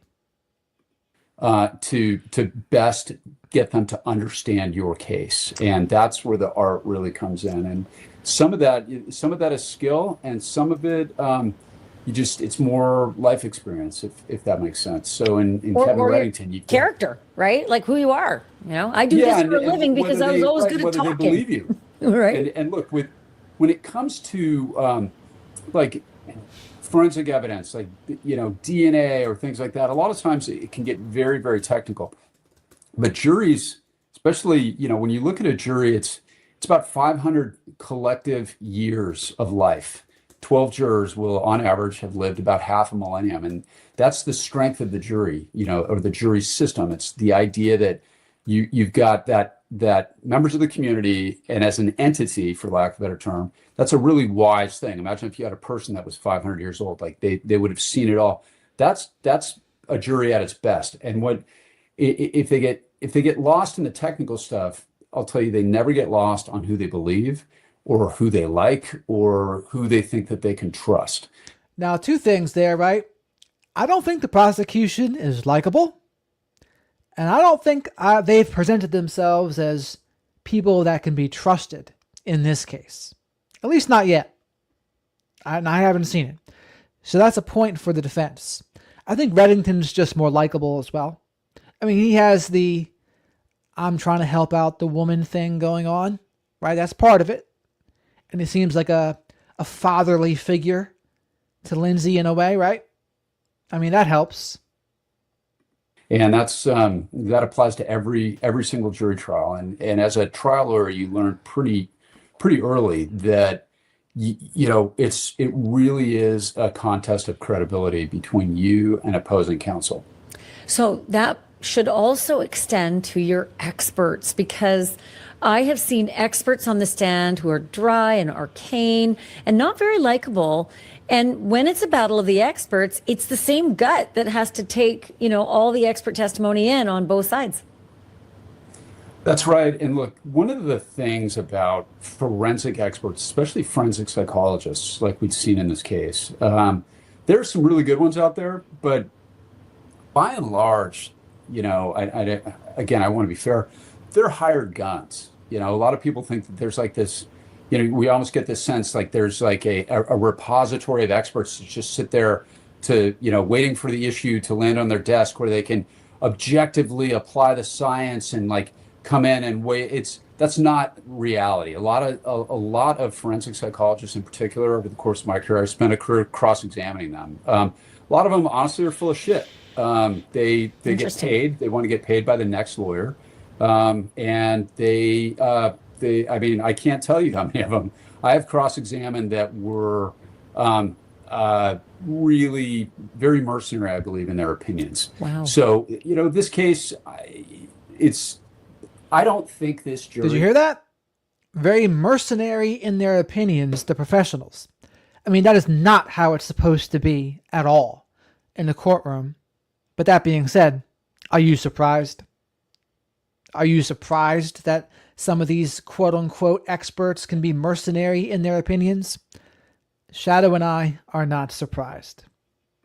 Honestly, Ashley is going to base their verdict on what we heard from the experts. I think that the people that will probably have the biggest impact are the grandmothers, and I think like the sister, and even the husband. I think that the jury is going to be very good at assessing what happened on a really common sense playing field, if that makes sense. Another thing to keep in mind is when you're talking about Massachusetts, Massachusetts uses what's known as the McCool rule. Okay, almost every state in America uses what's known as the McNaughton rule. The McNaughton rule for insanity is what we use in California, and I've done a bunch of murders where insanity was the defense. And essentially, the way it works is this: if a person, due to a mental illness or some sort of delusionary issue, something in the DSM, some sort of mental defect or mental illness, if they do not recognize the nature and quality of their actions, then they are legally insane in the state of California and every other state that uses But the McNaughton rule. Don't they have to also not understand right from wrong under McNaughton? Right from wrong is really more it's a thing for juveniles, but basically, if they understand the nature and quality of acts, yeah, look, that's a very probably a cleaner, more simple way of looking at it. Do they understand right from wrong? So the example that we always used in explaining it to juries is we've got that old trope of the devil on your shoulder and the angel, right? The angel says don't do it, and the devil says do something bad. If the devil tells somebody who's suffering from mental illness, go over there and stab that banana, or go over there and stab that alien, or I'm going to blow up the world, and the person goes and kills somebody, because of that delusion, they do not understand the nature and quality of their actions. In other words, they don't understand that they're killing a person. Okay, you do the same thing, same scenario, the same devil on the shoulder says, hey, that person over there, go kill that person over there, or I'm going to blow up the world. The person in that case is suffering from a delusion, but they still understand that that's a human being they're stabbing. So on a legal and moral standpoint, what the McNaughton rule says is, even though you're suffering from mental illness, and remember, almost every murder is committed by somebody who's suffering some sort of mental illness, right? Because sure, people in their right minds don't kill each other typically.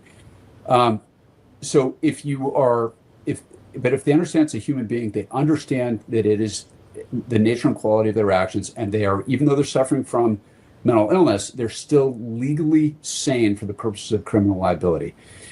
Massachusetts does not use that rule. Under the McCool rule, there are three prongs. Number one, are they suffering from a mental disease or defect? Number two, based on that, are they, do they, to use your words, do they not understand right from wrong at all? They don't know what they're doing. They don't understand the wrongfulness of their actions. But there's a third prong, and that is, even if they're mentally ill, and even if they do understand right from wrong, are they able to control their behavior to conform to the requirements of what is expected of them under the law? So there's a third prong. And another thing to keep in mind about Massachusetts is the way it works in California or everywhere else, we bifurcate murder trials where insanity is the defense. What that means is you have the guilt phase where you present evidence, and then once the person is convicted, then you go into what's known as the sanity phase, where that's where you get the psychological information and the experts will come in and you have your battle of the experts and all that. The defense in California bears the burden of convincing the jury. They bear the burden of convincing the jury that the person does not understand the nature and quality of their actions. Okay. In Massachusetts, as soon as the defense establishes a prima facie case, or even just basically a scintilla of evidence that the person is suffering from a mental disease or defect that may affect their ability to substantially appreciate the wrongfulness of their conduct, using some of the language from Massachusetts, the burden shifts right back to the prosecutor to prove that the person couldn't do it or could do it. Okay, so it's probably the strictest standard legally in the United States under the McCool rule, and these from the very beginning. I think that this case has been about the facts and the law far more than it's going to be about the experts, if that makes sense. That is. The thought that just came to my head? Two things. When I see her in the wheelchair like that, it reminds me of the woman at the end of The Fourth Kind. You've seen the movie The Fourth Kind? Interesting movie. But Lindsay kind of reminds me of that. And then as I was thinking about Lindsay in the chair, and then all of the women outside the courtroom supporting her, then I had an idea about how guys were supporting the Joker. Like after Joker was in the courthouse and he killed Robert De Niro on live TV and everyone was cheering for him and they tried to break him out of the cop car. Again, not that it's the same in any way, but kind of had me thinking that. A lot to ask 12 people who came into a courtroom as hairstylists and mechanics and post, delivery people and, and the guy who runs the bodega. I mean, that's a lot to ask of them. So then does it behoove the prosecutor and the defense attorney to make it make sense in the closings, or is it up to the judge? When the judge reads those jury instructions, they are so dry and they are so technical and they sound like law school, and it's too much for the average person. Well, again, we're back to the art. Your job as a prosecutor, and I had an old mentor, Chris Evans, who used to say, never give the law short shrift. Take your time explaining the law. So the way you do this properly is you, as the prosecutor, you almost do your opening argument is essentially two parts. One is you're explaining the law to them, and you're doing it in a way that it makes sense. You're doing it in a way that you're explaining the concepts with the letter of the law right up there. Like, ladies and gentlemen, what does this mean? And like, for example, reasonable doubt. Okay, the definition of reasonable doubt, the one that we use in California, is proof to an abiding conviction. So because our law is based on what came before, what's known as stare decisis, things that have happened, the things that have already been decided, it's Latin, but it's basically, we build on cases of the past, including the language that we use. Precedent. Yeah, precedent. So 150 years ago, when they were writing those laws down, our day-to-day language might be abiding conviction. Now we really don't use. So what I would ask Matt Murphy is, Matt, how would you have prosecuted the Lindsay Clancy case here? Because I'm pretty sure if there was anyone who could get a conviction in the case, it would be him. Now, some people were saying, well, Matt Murphy wouldn't even have brought the case to trial because he had said, unless he's 100% sure that he's going to get a conviction, he wouldn't when he was the DA. And I understand that. In this case, he said, though, he doesn't have a problem with the charges. So that being said, I'll be curious how he would go about it, because if anyone would get a conviction, I think it would be someone like him. I think it's clear as day he's better than the prosecutors in Massachusetts. I mean, it's Massachusetts, right? It's not Hollywood. Matt Murphy was close to Hollywood. Those words the same. So you have to explain, what does abiding mean? Abiding means something stays with you. Conviction means that based on your common sense, your life experience, listening to the evidence, you believe the person did it. And you believe it strongly enough that it stays with you. It's abiding. So in a week, a month, a year, you can look yourself in the mirror, in the eye, and say, you know what, I thought he did it then. I still think he did it. That's what proof beyond a reasonable doubt means. Okay, so it's taking kind of these old words. I'm not deciding on a whim today. Yeah. Right. But it's taking that language and explaining it to them in a way that they can understand. So if you're a mechanic or whatever, and simply because somebody's a mechanic, like, these concepts aren't out of reach. It's making them, and some of the smartest people I've ever known have been mechanics. And I don't mean for a minute that they're hairstylists not, too. but what you just said is exactly what I mean. We don't understand other people's business in their terminology. So it's the job of those litigators to take that very technical language and make it make sense, make it common parlance. And some of them do it well and some of them don't do it at all. Right. And I think that what we can expect here is that the defense lawyer is going to do a very good job of that. His opening statement actually was excellent. He spoke in low tones. If you look at him closely, you'll see his eyes are moving. He's looking every juror in the eyes as he's talking. And it was excellent. The prosecutor, in contrast, and again, I want to be fair, they've got a tough job. I've been there. She was kind of checking boxes. She was stuck on the podium and she was reading from her notes. And every time you take your eyes off the jury to look at your notes, you lose the jury. And that's trial tactics. That is, and it's, the pressure's intense and you're up there and everybody has good days and bad days, in court. But they were not equally matched, in my opinion, in opening. And I have a feeling that the closing is going to be even more intense. Kevin Ringston is going to get up there, and I think he's going to do it. My guess is he's going to do a very persuasive sort of man of the street closing argument.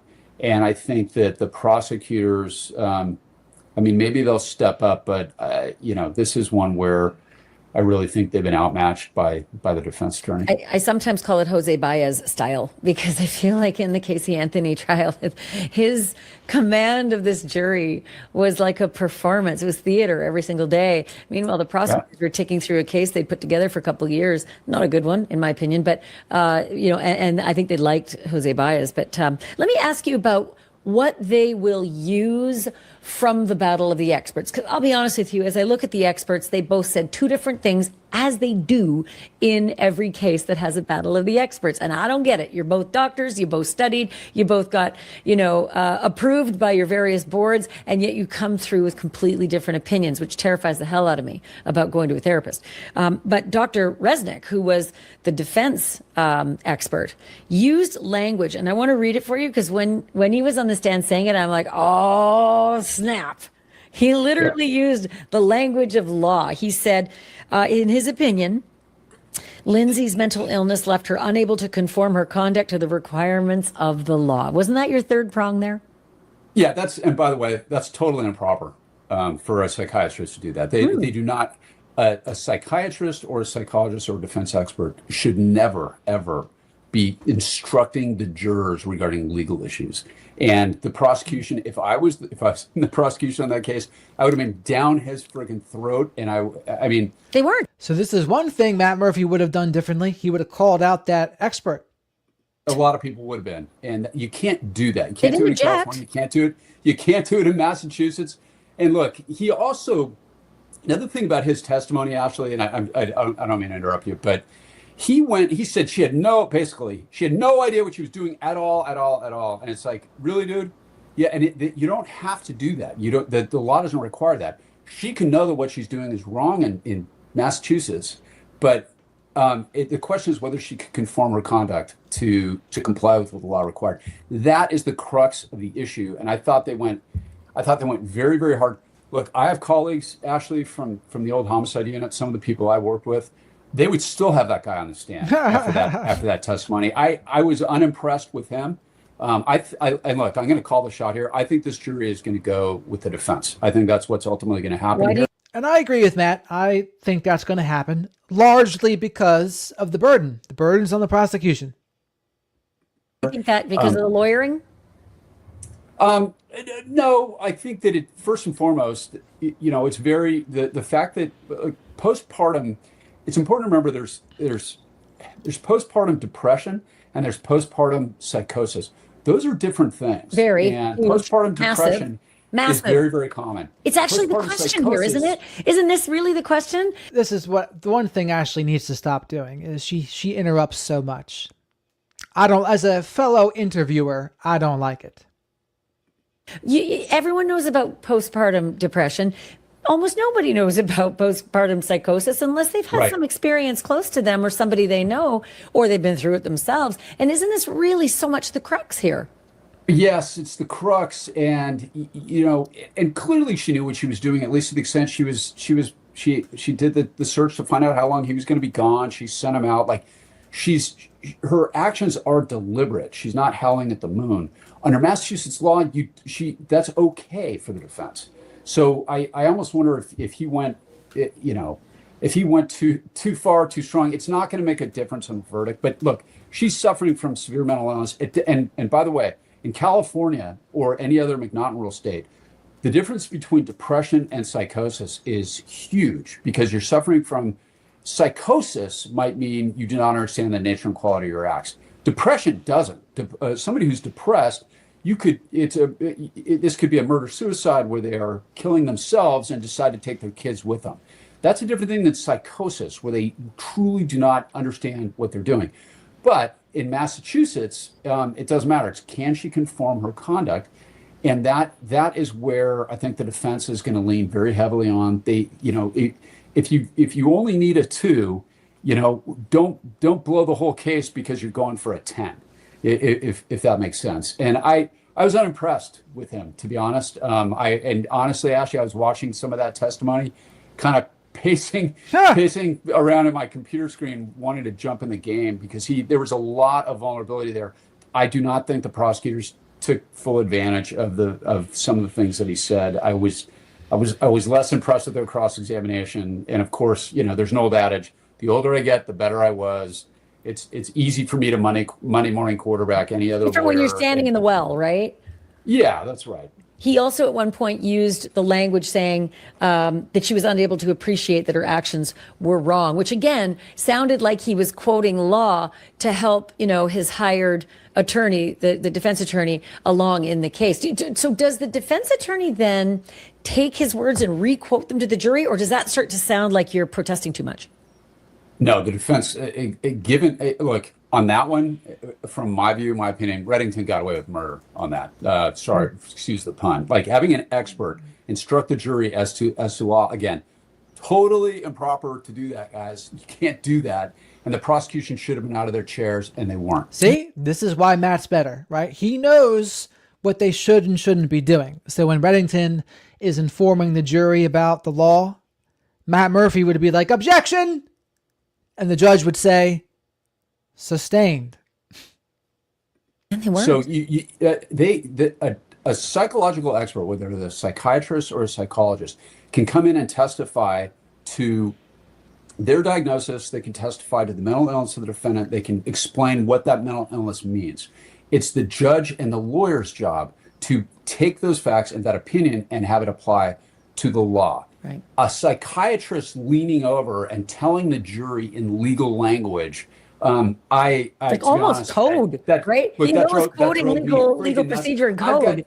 There are judges in Orange County, Ashley, and in LA that I've appeared in front of that would have been friggin' ripping that guy in front of the jury. You're not supposed to do that. And look, there's a lot of emotion swirling around this case. This is real. It's horribly tragic.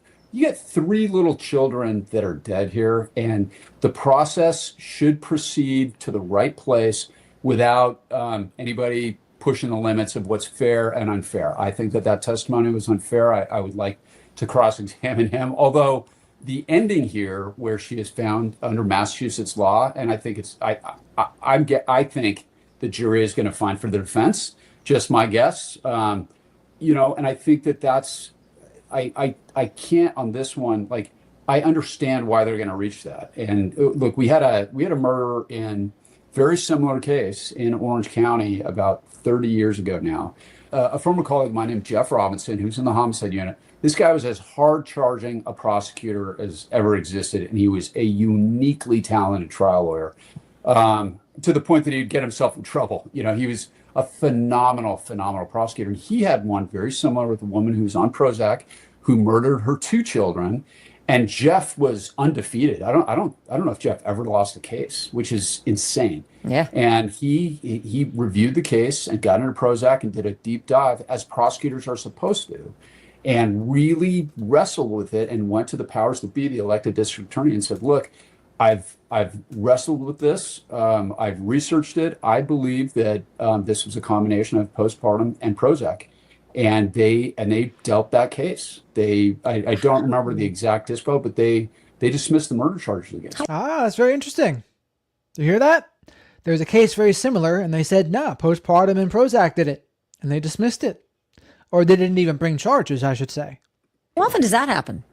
Never, almost never. But look, that is the role of a prosecutor. A prosecutor's job isn't to rack up wins. The job is to do justice. The prosecutor's job, you got to keep an open mind. You have to do justice based on the evidence. And look, I've had cases that you hear a piece of evidence in the middle, where it's like, where as a prosecutor, if you're doing it right, you have a fair and open mind. And I've had that happen where it's like, we got to talk about this. And we've dealt cases in the middle based on evidence that that came out a certain way. Yeah, I've had that happen twice. Both times I gave the defense lawyer a bunch of crap. It's just like, dude, why didn't you tell me about that? And we didn't have to pick the jury. We didn't have to go through all this. Waste all this money. That's wild. So Matt Murphy's saying twice in his career, after he brought charges and they're already picked the jury and everything, he hears a piece of evidence and he says, you know what? We need to dismiss the case. Twice. That's wild. But that's also integrity, right? And I read about that in his book of Murder. He says, I believe him, right? I believe Matt Murphy when he says, I don't want to bring charges unless I'm 100% sure that they're guilty. Because he emphasizes the point is not convictions. The point is justice. And if justice means a conviction, okay. But sometimes justice is you're innocent. Sometimes justice is not guilty. But the people that have integrity, that's what they'll do. If you don't have integrity, then you won't do that. But that's why I like Matt Murphy. Go through all that, and the answer is they wanted their freaking trial win or whatever. But well, I'll take that back. Or billable hours, I'm maybe. sure Who it knows, wasn't. They just wanted their trial win, actually. But look, this jury is going to. I think they're gonna find for the defense. Again, tell me, is it emotion or is it great litigating on the part of the defense? No, I think it's the facts and the law. Massachusetts law. It's almost as if it was written for the facts of the Lindsay Clancy case. I think that they will. I think that her mother testified, in a way that the entire jury can relate to. I think that her sister was also really good. I think that Lindsay Clancy's former mother-in-law. The famous question about, isn't that a mortal sin that we all watch, which is also improper. But I thought she came off very good too, and she testified for the defense. And so Patrick, I think the husband. Look, I'm not a super fan of that guy. One of the crazy things on this case, actually, that we've seen are all the conspiracy theories and all that, and here are all the reasons why he did it. He didn't kill the kids, guys. He did not. She killed the kids. He didn't get married 7 days after the kids were killed. Yeah. All these bullshit things that are all over the internet. No, he's backed her. And it's okay to dislike somebody without, he doesn't have to have killed the kids not to like, or it doesn't have to have committed the murders not to, to not like him. There's plenty of other reasons why people I could see objectively, he got married pretty soon, and he did a hike in Central America and posted that apparently, but that people deal with grief differently. I don't know. And also, P.S., give the guy some grace. His children were murdered by his wife. Come on, let him be. Yeah. Well, yes. I should take that back. His children were killed by his wife. I can't say murdered. Right. And I think the jury's going to find that she was not criminally responsible. That's my guess. But I've been wrong before. Yeah, and I agree with both Matt and Ashley here. I've been on this page the entire time. Patrick didn't do it. Lindsay conceded she did it. Wrightington conceded she did it. It hasn't been until the last couple days where that almost seems to be even in question. I don't think I am here. But let me ask look, you this, a lot of the... because this I think is a big fear of guys like you, prosecutors. If there were a case that were ripe for nullification, even if they felt that the prosecutors had proven that this was a murder and in their gut they felt sick about it, they looked across at her, they felt for her, they either have some knowledge of postpartum depression and psychosis or the myriad different illnesses that fall in between, and just decided, I'm not putting her away. I'm not. They nullify. Do you think this is one of those cases that could happen? They don't have to nullify here. It's a great question. Jury nullification, in my mind, is like the law and the elements are clearly there. Like the adage that a lot of judges give is, you got a little old lady that's feeding the pigeons, and there's a sign there that says no feeding the pigeons. And if there's 10 videos and the police officer and a confession, yes, I was feeding the pigeons. But the nice old lady's feeding the pigeons, a juror coming in going, who cares? Yeah. That's jury nullification, where all the elements are there. Perfectly proven. There. 100% there. Nullify, which, it's not supposed to work that way. Jury nullification, it's the judge's job to determine the most appropriate sentencing. But that's jury nullification. Here, the jury doesn't need to nullify. Here, the jury just needs to follow Massachusetts law and make a determination that even if she understood the right and wrong, she couldn't conform her conduct to what was required under the law because of her mental illness. That's the end of the ballgame in Massachusetts. I did not expect this from you. I really didn't. I get it, but I feel like some of the things that the medical experts brought on the stand by the prosecutor said really were very powerful. I did not see psychosis. I did not see her rise to the level. She was methodical. And again, I more agree with Matt than I do Ashley on this part, because I do think she wasn't in her right mind, and I think there's enough room for reasonable doubt. That being said, I do concede it's close, because there are certain things that certainly don't help the defense and do help the prosecution, like only hearing voices on that day, some things like her not staying in treatment or refusing treatment. Some of those things don't help her. That's why it is close. It's not cut and dry. It's close. But ultimately, I think Matt's right. Yes, the defense expert said you can be methodical and be in psychosis all at the same time. But I thought that they did have some strong, points to make. And you never know what lands with a juror or 2 or 12. No, that's exactly right. And look, we're also talking about, let's not forget, we're talking about strangulation. Strangulation is not like TV. Ashley, we've all seen that scene in the movies where somebody puts their hands on somebody's neck and they're dead 10 seconds later. Strangulation for an adult female takes between 5 and 7 minutes to achieve brain death.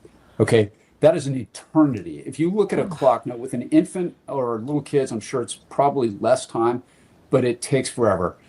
What I think, an opportunity I think the prosecution missed here is, I think, and this is again, Monday morning quarterbacking, but the way I think to approach this is, yes, she's got all these problems. Yes, this is all legitimate. Yes, she really is suffering from she was let down by the mental health system. She was let down by her own psychiatrist. I heard the term tackle box of medications, like 13. All of that is true. Yes, yes, yes. However, when her husband finds her at the base of that window, she doesn't say anything about the children. She says the kids are in the basement, but she never tips them off that they are in medical distress. She doesn't say, I hurt the kids. That is, that's the time to wake up. And I know I've heard all the stuff, but the EMTs got there 6 minutes later, and they said that she was just moaning. He testified, the husband testified that she was communicating with him, and a lot of that was also. I don't think you could hear her voice. I could be wrong about that, but he's giving a play-by-play on to the 911 dispatcher. And that's, you remember the infant lived for like 3 days. So that infant is still alive down there as she's talking about how she tried to kill herself. That is where I think the prosecution should have built their case. They didn't. So look, a lot of this She's is facts, delusional and psychotic. what would it matter what she said while she's lying there bleeding, paralyzed? Because I think the argument is she still had the opportunity to save that one kid, the infant. I forgot the infant's name. I'm sorry. Yeah, Callan. I think she thought she already had by killing him. That's the psychosis. Yeah, well, that's true, and she wouldn't. Yeah, that's true, and she wouldn't know. But that's a far more interesting. I would like to see that. I'd like to see Kevin Reddington have to explain that more than what he's going to have to do. And I just. Yeah, this is. Let me ask you something about the way jurors are. You're not allowed to say certain things and explain certain things to them. Like, you're not allowed to say to them, hey, if you decide to find her not guilty by reason of insanity, she doesn't get to walk out the back door. Here's what's going to happen to her. You're not allowed to really explain the sentence or explain the consequences. And right. For a lot of them, they can't get over saying not guilty.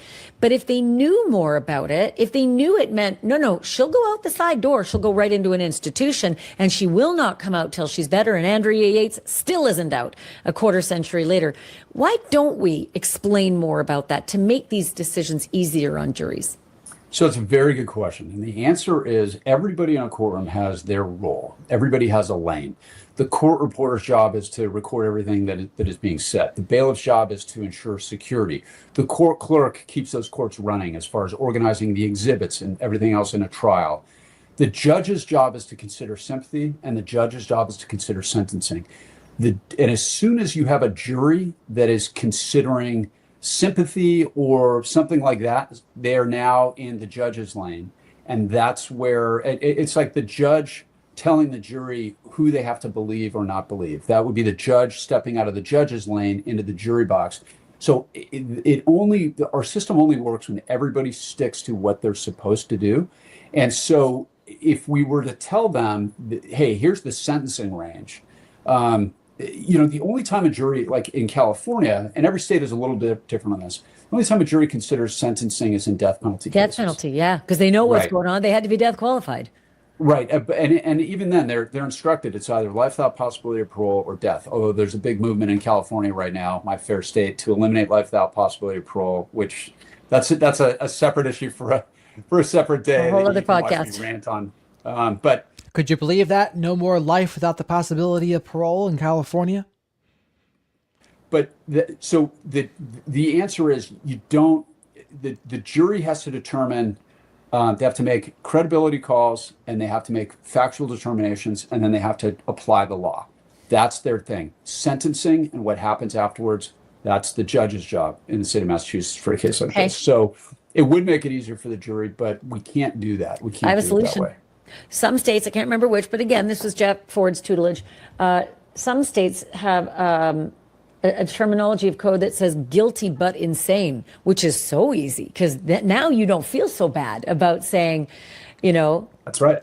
guilty. That's right. But Which insane. That's right. And it's also interesting because you have you've got, like in California, it's sanity's bifurcated. So there's a psychological sort of component of it where a jury has already voted guilty on that person. They know that there is some consequence that is going to befall them, whether they find them insane or not, so in the sanity phase. So this one is, look, she was suffering from legitimate mental illness, I think. I think that evidence is very strong on that. And then once you throw in Massachusetts law and a lawyer as skilled as Kevin Reddington, like I said, I think this is looking pretty good for her. Now, that said, remember, she's in a wheelchair. She's gonna pay a consequence. Somebody told me that she's talking about wanting to do like a wheelchair marathon and all that. Like I don't know. She's got goals, and some of them are pretty altruistic too. Wants to work to help people understand postpartum issues. I get it. That is something I want to ask you about, the getting out factor. Andrea Yates never wants to get out. Her lawyers have visited her regularly in the 25 years since her killings of her 5 kids. She does not want to get out. She wants to stay where she is. Most people, I'm not sure, like that. Is it possible for Lindsay Clancy to get out in a year or 6 months? Yes. I don't know about 6 months. And in fairness, I'm not an expert on Massachusetts law for their criminal commitments for findings of what we would call insanity. There, it's not, the language is a little different, not criminally responsible. But yeah, look, that happens quite a bit. There was a case at Santa Barbara, again, different system, kind of, where there was a guy at my old alma mater, spoiled kid from Santa Monica with rich parents who had a bad night and drove his car down one of the streets and killed a bunch of UCSB college students in his car. Mm-hmm. And that was tried by a friend of mine, Jack Early, and they convicted him in the guilt phase, and then they found him insane, and he went to a hospital. I think it was like 4 years. And I might be wrong on the time, but he's out now, and that was a That is wild. So he's from a wealthy family, spoiled.